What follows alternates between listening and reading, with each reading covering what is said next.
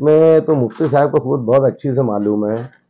हम क्या वजह है कि मुफ्ती साहब ने जो है ये बयान दिया कि मुस्तकीम को काम दे दिए थे। स्टार्ट में ठीक है, मुस्तकीम को काम दिए थे तो मुस्तकीम ने काम सुझाया था कि भाई यहाँ पे जो है बुनकर सर्कल बनना चाहिए, वहाँ पावर लूम रखेंगे, एक गांव की एंट्री रहेंगी तो और मुफ्ती साहब का वहाँ पे बड़ा नाम लिखा जाएगा कि उनके फंड से बना है। तो शहर की एंट्री पे जो है उनका नाम भी दिखेगा और पावर लूम की जो अपनी मेन सनत है उसका एक मॉडल जो है वहाँ पे रखा जाएगा। उसके लिए जो है ये सुझाव दिया गया था। तो पहले साल के 50 लाख के बजट में एजाज बेग और डॉक्टर खालिद और मुस्तकीम को देने का सुझाव ये 50 लाख का मेरा ही था। स्टार्ट में जब मुफ्ती साहब को 50 लाख रुपया था तो मैंने बोला साहब ये तीनों की बहुत ज़्यादा मेहनत है, ये तीनों को जो है बजट जो है उनसे पूछ लो, उनके वार्ड में जो काम है तो उनको भी खुशी होंगी कि मुफ्ती साहब ने पहला बजट जो है हम तीनों को अव्वलियत दी। तो इस बेस पे जो है सिर्फ जो है मुफ्ती साहब ने उन लोगों को बुला करके तीनों से काम सुझाए। उसमें डॉक्टर खालिद परवेज के इधर जो है एक सीमेंट रोड थी, एजाज बेग के इधर एक घर के पास उनकी ऑफिस के पास एक सीमेंट रोड थी। मुस्तकीम ने जो है 23 नंबर स्कूल में जो अभी कमरों का भी जो बोला जा रहा है वो तो आप लोगों के सामने है। और चौथा काम जो था उसमें जो है सर्कल का था, बुनकर सर्कल का 20 लाख रुपये का था। इस काम में ऐसा हुआ कि मुस्तकीम ने जो है मुफ्ती साहब को एक सुझाव और दिया कि ये बजट वगैरह डाल दिए, वर्क ऑर्डर हो गया, अगर साहब अपन अगर अभी बुनकर सर्कल बनाते तो लोग अपने को शहर वाले जो है वो कम ज़्यादा बोलेंगे, क्योंकि आगरा रोड इतनी खस्ता हाल थी कि उस पर चलना दोबर था। तो उसका ये बोलना था कि भाई आगरा रोड बन जाए, उसके बाद अगर आधी भी बन गई तो अपन वो सर्कल बनाएंगे तो बहुत अच्छी बात रहेंगी। तो मुफ्ती साहब से ये सब बात उनकी अंडरस्टैंडिंग से थोड़ा लेट किए, लेकिन उसके लेट करने के बाद जो है तुरंत जो है वो कोरोना का मामला आ गया, लॉकडाउन लग गया, 2 साल तो उसी में चला गया। उसके बाद जो है व्हाट्सएप पे जो है मुफ्ती साहब के भी लोग लिखने लगे, जनता दल के लोग भी लिखने लगे। मैं खुद ईदी अमीन जुल्लू सेठ हम लोगों ने साहब को बोला कि साहब इधर 4 लोग हैं उधर 4 लोग हैं, ये मामला जो है देखो बहुत ज़्यादा बढ़ रहा है, इस पर अभी से कंट्रोल करो, लेकिन उन्होंने कोई ध्यान दिया नहीं। और व्हाट्सएप पे जो लिखने वाले ये ऐसा समझते कि यार भाई हम लोग मुफ्ती साहब को चुन के लेकर गए, जबकि ऐसा नहीं है। अब मुफ्ती साहब ने भी ठीक है उनको भी मना किया, लेकिन उसके बावजूद जो है दोनों तरफ से एक दूसरे पे जो है व्हाट्सएप पे जो लिखते हैं वो लोग लिखना चालू कि उस पर ध्यान दिए नहीं। और बुनकर सर्कल का फिर मसला ऐसा हुआ कि वो लोग बोले कि यार मुफ्ती साहब ने मुस्तकीम को 30 लाख रुपये दिए, इनको ऐसा लगता है कि 30 लाख रुपया रोकड़ा दे दिए, जबकि ऐसा नहीं है। वो बजट की शक्ल में रहता है, उस पर जो है पैसा लगा करके फिर जो है उस पर कुछ ना कुछ काम किया जाता है। जब वो पैसा जो भी है यानी बिजनेस ही है एक वो, तो उसमें मुस्तकीम ने जो है वो मुझसे फ़ोन करके बोला कि यार वो मैं फाइल वापस देना चाहता हूँ। बोले यार तू मुफ्ती साहब को बोल। बोले नहीं, बोले कैसे तू गरीब ज़्यादा है, तो बोले इसके लिए तेरे को बोल रहा, तो ठीक है बोले मैं बोल देता। और उसका एस्टिमेट जो है वो तो अभी पीडब्ल्यूडी ऑफिस में जमा ही है, सिर्फ 2 पेपर मिला था। उसमें दिक्कत ऐसी थी कि फिर मुफ्ती साहब को ये फ़ोन करके बोला, मैं मुफ्ती साहब को बता दिया। मुफ्ती साहब फिर भी बोले मुस्तकीम को कि यार तू ही वो जो है निगरानी रख के वो काम करवा, लेकिन मुस्तकीम बोले नहीं मेरे को बोले वो काम बोले लेना ही नहीं है। तो इस तरीके से मुफ्ती साहब को वो काम वापस दिया गया था, ये बात का मैं गवाह। और दूसरी चीज़ ये कि ये जो जब काम दिए तो मैं लाइन आउट करने के लिए जो पीडब्ल्यूडी ऑफिस जो है राशिद जैसे वो पीडब्ल्यूडी ऑफिस का काम काज करता था, अलीमुद्दीन फलाई मैं और राशिद इस्लामपुर का जो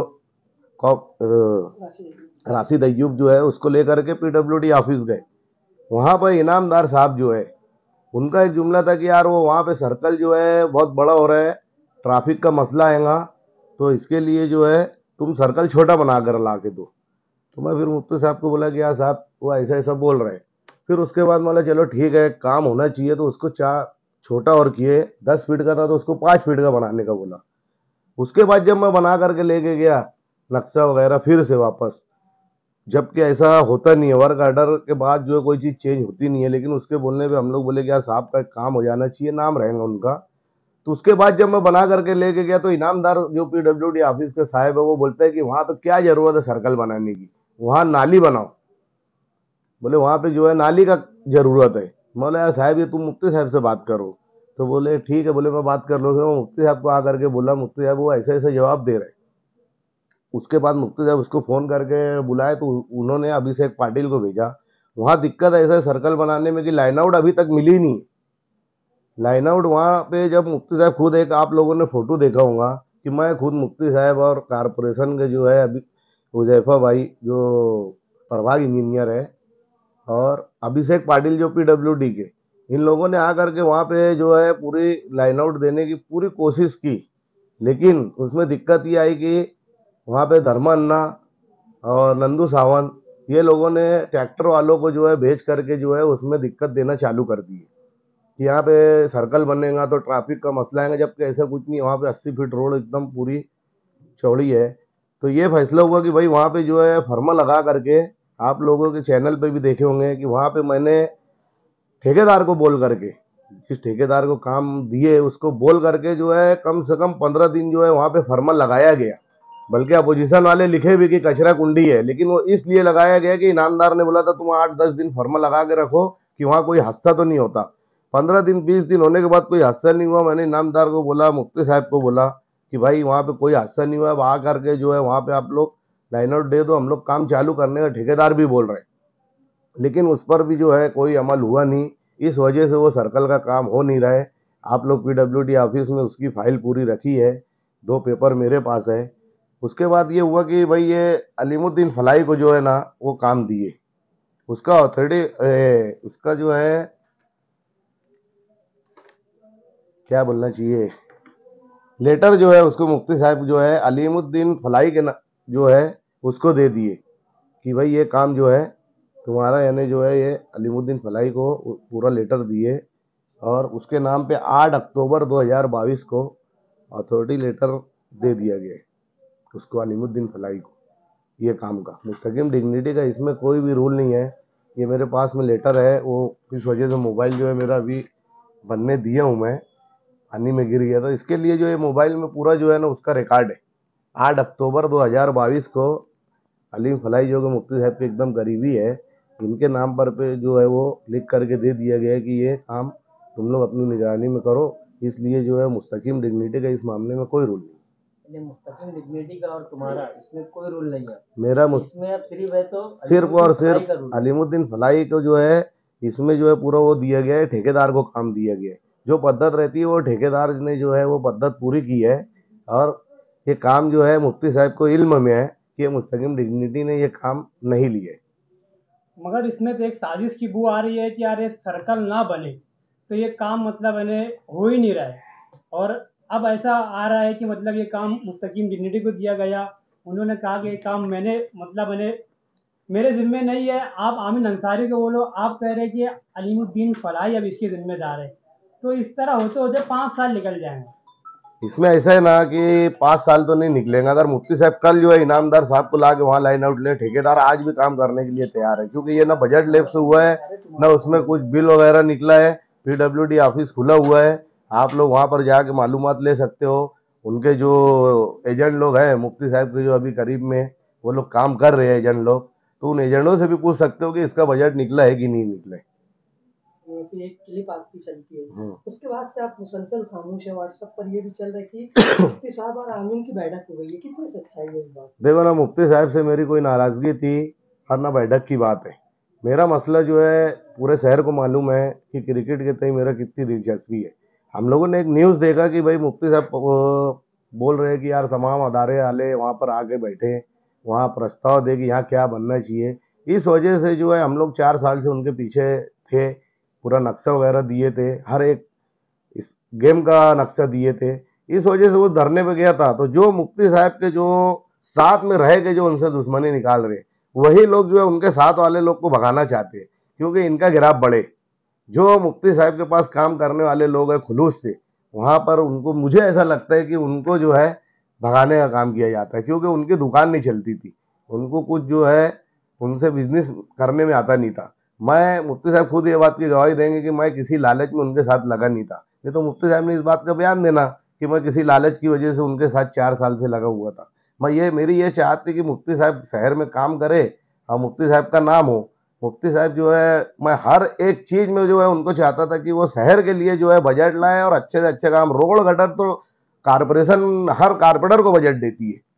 मेरा यही बोलना था कि ठीक है आज नहीं कर पाए कारपोरेशन वाले, आप कर रहे बहुत अच्छी बात है, लेकिन आपकी खुशकिस्मती इतनी अच्छी थी कि जब माजी आमदार जो है वो एमएलए था तो उसको 2 करोड़ रुपया फंड था, लेकिन आपको तो जो है आज 5 करोड़ रुपया फंड हो गया। किसी से फंड लेने की जरूरत भी नहीं है। अगर फंड आप नहीं ला पा रहे हो तो किसी से लेने, एक सिर्फ प्रोग्राम के तहत जो है वो उसको अच्छे से सिस्टम से करने का हम लोगों की चाहत थी।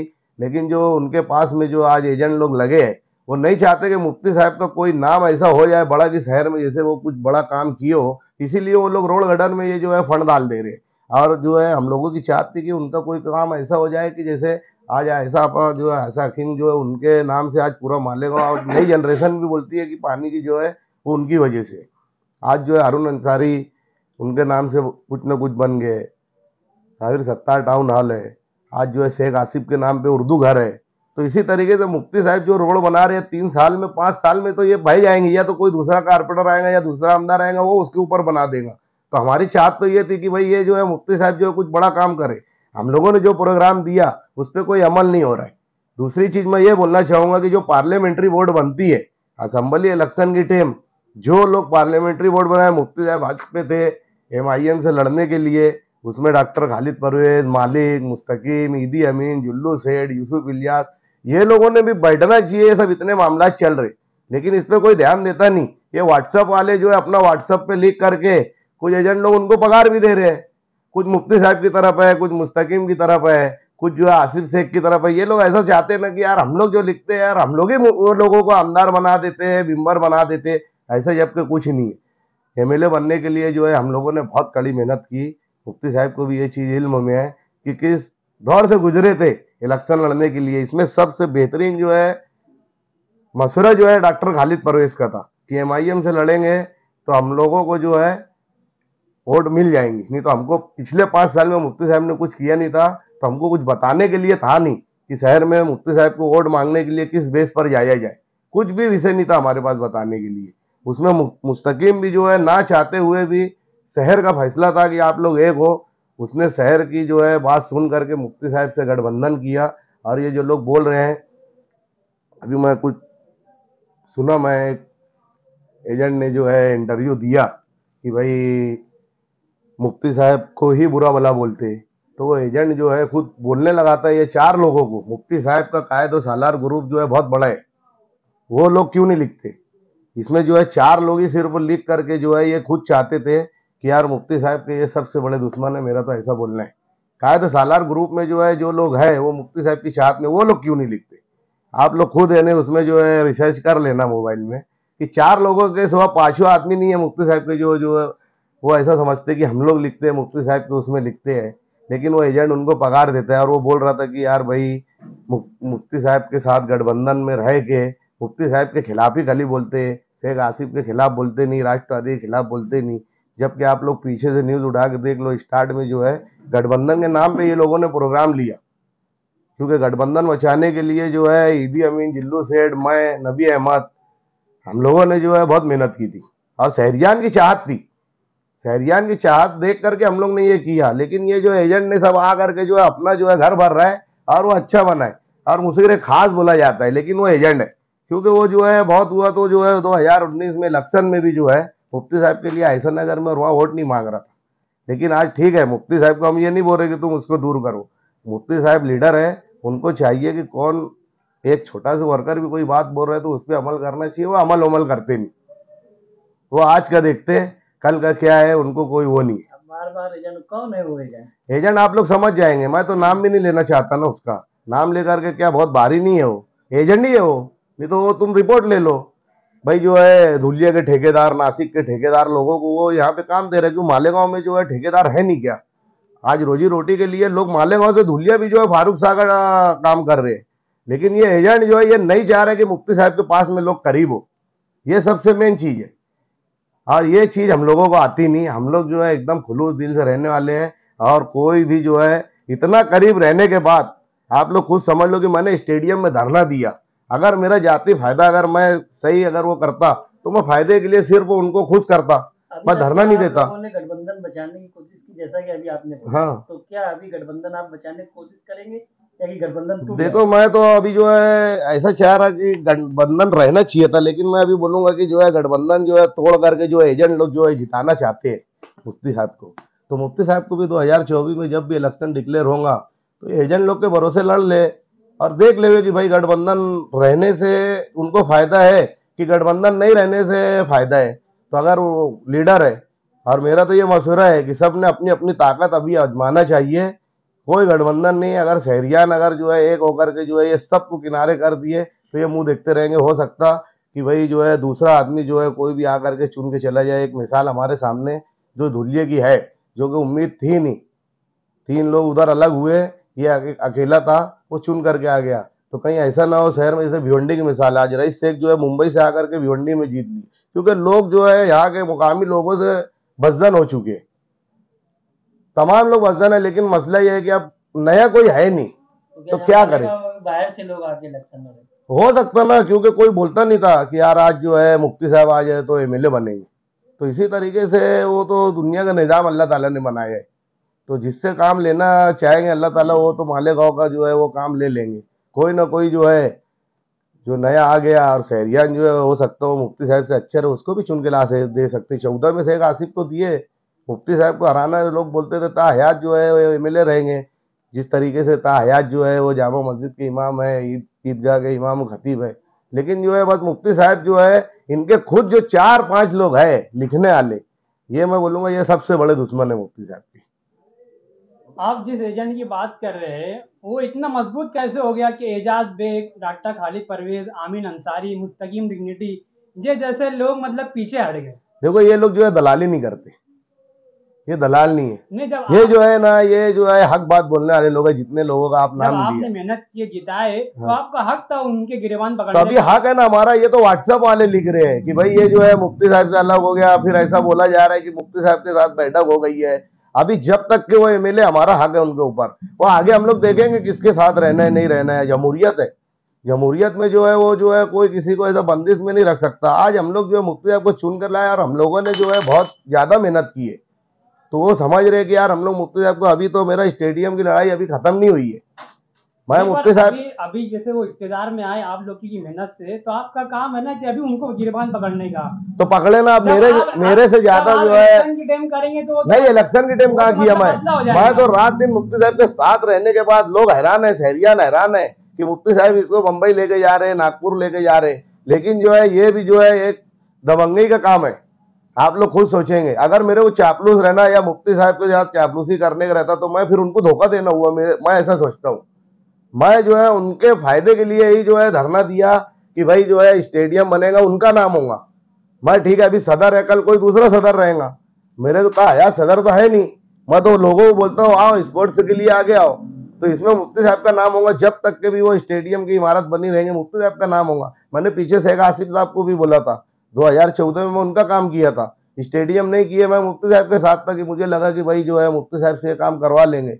लेकिन इंशाल्लाह जो है मैं वो काम जो है किसी न किसी एमएलए से इस साल के फंड में मैं इंशाल्लाह करवाऊंगा, मेरी जाती कोशिश है। दूसरा एजाज बेग भी बोले हैं, फोन करे थे मुझे कि भाई मैं जो है 6 करोड़ रुपये स्टेडियम के लिए, मतलब वेलकम, आप लाएंगे तो आपका भी इस्तेकबाल करेंगे। मुझे कोई वो नहीं है, स्टेडियम कोई भी पार्टी बनाए, बीजेपी बनाए, शिवसेना बनाए, मुफ्ती साहब बनाए, शेख आसिफ बनाए, मुस्तकीम बनाए, मेरा मकसद है कि मेरा स्पोर्ट्स का जो है ग्राउंड जो है वो 1 नंबर में हो जाए। दूसरा आखिरी में यही चीज बोलूंगा कि भाई जो भी ये बातें चल रही है एक दूसरे को नीचे गिराने के, नहीं तो वही मुस्तकीम डिग्निटी है जो जब जीत के आए तो मुफ्ती साहब का ये जुमला था पहली मीटिंग में संपर्क में कि भाई अगर मुस्तकीम नहीं होता तो मैं इलेक्शन नहीं जीत पाता। तो आज मुस्तकीम इतना खराब क्यों हो गया, इस पे गौर करना चाहिए मुफ्ती साहब ने। मैं यही बोलूंगा कि उनको किसी को नहीं छोड़ना चाहिए, क्योंकि जिस टाइम में मुफ्ती साहब इलेक्शन लड़ने का वो किए थे, उनसे सिर्फ बैठ के सोचना चाहिए कि मेरे क्या पोजीशन थी, और आज अच्छी पोजीशन हुई है। तो उन्होंने ऐसा नहीं करना चाहिए, लोगों की सुनना नहीं चाहिए। एक आखिरी